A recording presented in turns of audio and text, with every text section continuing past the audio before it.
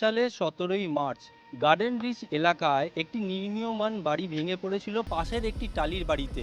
সেখানে প্রায় ১৩ জনের মৃত্যু হয়েছিল এবং আহতের সংখ্যা ছিল একাধিক। সেই ঘটনার রেশ কাটতে না কাটতে আবারও সেই গার্ডেন রিচ এলাকা অর্থাৎ কোর্ট এলাকা তারাতলা থানা থেকে ঢিলছড়া দূরত্বে সেখানে আজকে বেলা 11:15 থেকে 12টা নাগাদ একটি নির্মীয়মান বিল্ডিং হুড়মুড়িয়ে ভেঙে পড়ে এবং সেই ধ্বংসস্তূপে চাপা পড়ে রয়েছে একাধিক শ্রমিক। এখনও পর্যন্ত ২১ জন শ্রমিককে উদ্ধার করা সম্ভব হয়েছে এবং একই সঙ্গে পুলিশ সূত্রে জানা যাচ্ছে ৩ জনের মৃত্যু হয়েছে। সন্ধে নেমে গিয়েছে, এই মুহূর্তে আলো জেলে উদ্ধার কাজ চালু রেখেছে এনডিআরএফ টিম, কলকাতা পুলিশ এবং ভারতীয় সেনা থেকে শুরু করে কলকাতা পুলিশ প্রত্যেকেই কিন্তু একযোগে উদ্ধার কাজ চালিয়ে যাচ্ছেন। তবে যেমনটা জানা যাচ্ছে এই উদ্ধার করতে আগামী দিনও সময় লেগে যেতে পারে, কারণ যেভাবে এটা হুড়মুড়িয়ে ভেঙে পড়েছে এবং যেভাবে বিমগুলো দেখা যাচ্ছে একেবারে দুমড়ে মুচড়ে গিয়েছে, তাতে করে কিন্তু শ্রমিকদের সেখান থেকে বার করে আনাটা অনেকটাই টাফ বলে মনে করছেন। তবে এখনও পর্যন্ত পুলিশের তরফে জানা গেছে ২১ জন শ্রমিককে উদ্ধার করা সম্ভব হয়েছে। তারা প্রত্যেকেই কিন্তু এই মুহূর্তে এসএসকেএম হাসপাতালে চিকিৎসাধীন। অপরদিকে দেখা যাচ্ছে একেবারে গ্যাস কাটার দিয়ে এই যে বড় বড় যে বিম, সেই বিমগুলো কাটার কাজ চলছে। ঘটনাস্থলে স্নিফার ডগ নিয়ে আসা হয়েছে। প্রাণের স্পন্দন খোঁজার কাজ চলছে যে ঠিক কোথায় শ্রমিকরা আটকে রয়েছেন। স্থানীয় বাসিন্দা সূত্রে জানা যাচ্ছে বছর খানেক আগে এই কনস্ট্রাকশনের কাজ শুরু হয়। সেখানে এমএস ব্রাদার্স বলে একটি সংস্থা ৩০ বছরের জন্য এই জায়গাটা লিজ নেয়। এই গোটা জায়গাটাই হচ্ছে কলকাতা পোর্ট ট্রাস্টের। এই পোর্ট ট্রাস্টের জায়গা ৩০ বছরের জন্য লিজ নেওয়া হয়েছিল এবং বছর খানেক আগে এই কারখানাটা তৈরির কাজ চলছিল। তবে কিসের কারখানা বা কিসের গোডাউন সেটা কিন্তু এখনও কিন্তু বোঝা সম্ভব হয়নি। যেমনটা জানা যাচ্ছে এখানে কোনো কোল্ড স্টোরেজ তৈরির কাজ চলছিল, কেউ আবার বলছে কোনো চা গোডাউন তৈরির কাজ চলছিল। তবে যখন দুতলা তৈরি হয়ে যায়, ground floor, first floor, second floor, তারপর ৩তলা ঢালাইয়ের কাজ শুরু হয়েছিল। সেই ঢালাই দেওয়ার সময় কিন্তু আচমকা হুড়মুড়িয়ে ভেঙে পড়ে এই গোটা আন্ডার কনস্ট্রাকশন বিল্ডিং, এমনটাই কিন্তু আমরা স্থানীয় সূত্রে জানতে পারছি। দুটো লাইনে শেষ করব। এক হচ্ছে ইনিশিয়ালি কেএমসির ইঞ্জিনিয়াররা আমাদের জানিয়েছেন যে ত্রুটিযুক্ত প্ল্যান,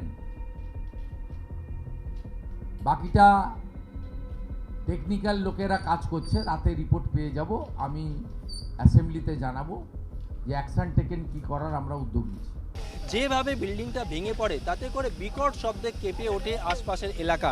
আমি যদি আরও একবার ছবিটা দেখাই, এই মুহূর্তে এনডিআরএফ টিম থেকে শুরু করে কলকাতা পুলিশের টিম, তারা কিন্তু একযোগে কিন্তু উদ্ধার কাজে হাত বাড়িয়েছেন এবং তারা উদ্ধার কাজ চালিয়ে যাচ্ছেন। কিন্তু এই উদ্ধার করতে আগামীকাল বা 48 ঘন্টা থেকে 72 ঘন্টা পর্যন্ত লেগে যেতে পারে, কারণ যেভাবে গোটা বিম, লোহার বিম দুমড়ে মুচড়ে গিয়েছে, তার ওপর টিনের সেট, তার ওপর এই যে কংক্রিটের সেট, এইগুলো পুরো ভাঙতে হবে। ভাঙার পরেই কিন্তু সেটা সম্পূর্ণ উদ্ধার করা সম্ভব হবে।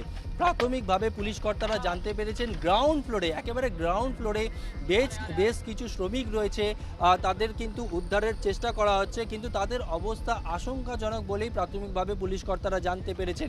তবে আমাদের ক্যামেরায় যে ছবি ধরা পড়েছে তাতে দেখা যাচ্ছে কারোর কোমর ভেঙে গিয়েছে, কারোর হাত পা ভেঙে গিয়েছে, কারোর মাথা থেতলে গিয়েছে, কারোর হাতে পায়ে শরীরে একাধিক আঘাতের চিহ্ন রয়েছে এবং একই সঙ্গে পরিবার পরিজন, যে শ্রমিকরা এখানে কাজ করতেন তাদের পরিবার পরিজন যখন খবর পান যে এরকম একটা দুর্ঘটনা ঘটেছে, তারা ছুটে আসেন এবং তাদের আত্মীয়ের খোঁজ নিতে থাকেন, পুলিশের কাছে জিজ্ঞাসা করেন, এমনকি এসএসকেএম হাসপাতালেও তারা যান এবং পুলিশ সূত্রে যেটা জানা যাচ্ছে এখনও পর্যন্ত ২১ জনকে উদ্ধার করা হয়েছে, মৃতের সংখ্যা ৩।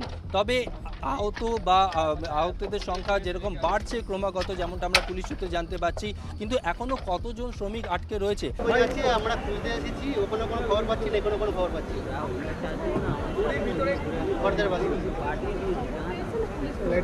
খবর পেয়েছি, কোনো পুলিশ ফোন করেনি। আমাদের 4 জন যারা কাজ করছে, আমার জামাই সহ 4 জনের কারো ফোনে পাচ্ছি না, সব আমাদের লোক আছে একটা মাথাটা না, ওখানে কোনো খবর দিতে পারছে না। ওখানে পুলিশকে জানানো হয়েছে, কমপ্লেন করা হয়েছে, উনি বলেছে এই হসপিটালে নিয়ে গেছে।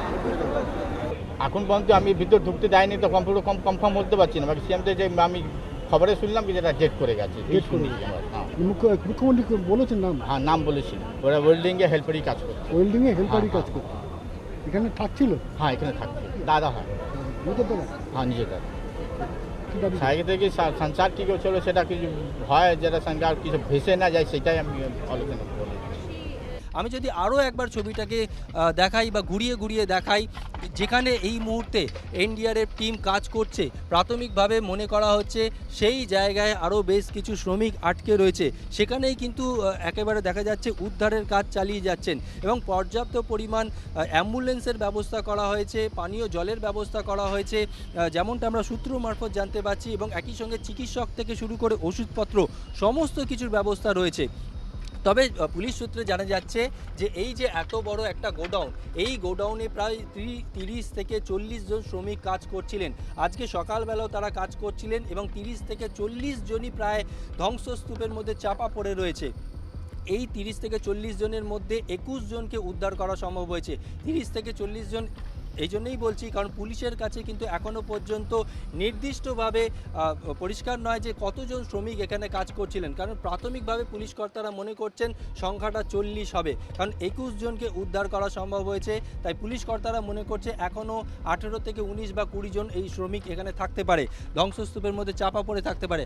আরও একবার ছবিটা দেখাবো, এনডিআরএফ টিম তারা কিন্তু গোটা জায়গাটা দেখছে, স্নিপার ডগ দিয়ে কিন্তু তল্লাশি করা হচ্ছে যদি প্রাণের স্পন্দন যদি খুঁজে পাওয়া যায়, এবং গ্যাস কাটার নিয়ে আসা হয়েছে। গ্যাস কাটার দিয়ে এই যে বিমগুলো দেখা যাচ্ছে, এই বিমগুলো কাটার কাজ চলছে, কারণ এই ধরনের বিপর্যয় যখনই হয় তখনই দেখা যায় যে কারণ এর আগে আমরা দেখেছিলাম এই গার্ডেন রিচ এলাকাতেই 2024 সালে একটি নির্মীয়মান বাড়ি ভেঙে পড়েছিল, পাশের একটি টালির বাড়িতে প্রায় 13 জনের মৃত্যু হয়েছিল।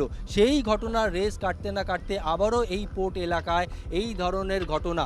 তবে একই সঙ্গে এলাকার বাসিন্দা থেকে শুরু করে বিজেপি নেতারা তারা অভিযোগ করছিলেন যেভাবে এই বিল্ডিংটা তৈরি করা হচ্ছিল তার যে মেটেরিয়ালস তা অত্যন্ত নিম্নমানের। আসলে এরকম একটা বড় নির্মাণ কাঠামো যেটা তৈরি হচ্ছে স্টিলের, সেটার অ্যাপ্রোপ্রিয়েট অ্যাপ্রুভাল নেওয়া হয়েছিল কিনা, তার স্ট্রাকচারাল ডিজাইন ড্রয়িং ডিটেলিং ঠিক ছিল কিনা। এখন এই প্রত্যেকটা জিনিসই definitely in due course of time সেটা রিভিলড হবে। যদি ধরেও নিচ্ছে যে ড্রয়িং যদি ঠিকও হয়, তাহলে ভুল হচ্ছে যে অন্য কোথাও হবে, অর্থাৎ নির্মাণ পদ্ধতিতে হবে, আমি বলছি যে নির্মাণ সামগ্রীর মধ্যে হতে পারে। ফলে যদি এই জায়গাগুলোই ভুল হয়, অর্থাৎ সিকোয়েন্সেস অফ কনস্ট্রাকশন অথবা মেথডস অফ কনস্ট্রাকশন অথবা মেটেরিয়ালস অফ কনস্ট্রাকশন, তাহলে কিন্তু এই বিপর্যয় আসতে পারে। ফলে যে কোনো একটা যদি হয় তাহলেই কিন্তু বলবো যে নির্মাণের ক্ষেত্রে এটা একটা বড় গুরুতর ত্রুটি।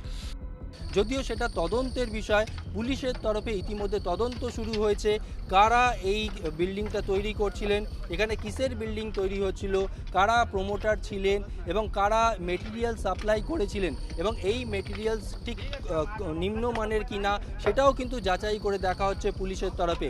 পুলিশ সূত্রে আরও জানা যাচ্ছে ইতিমধ্যে পুলিশের তরফে একটি মামলা অর্থাৎ সুমোটো মামলা হয়েছে এবং মামলার পরিপ্রেক্ষিতে তদন্ত শুরু করেছে পুলিশ।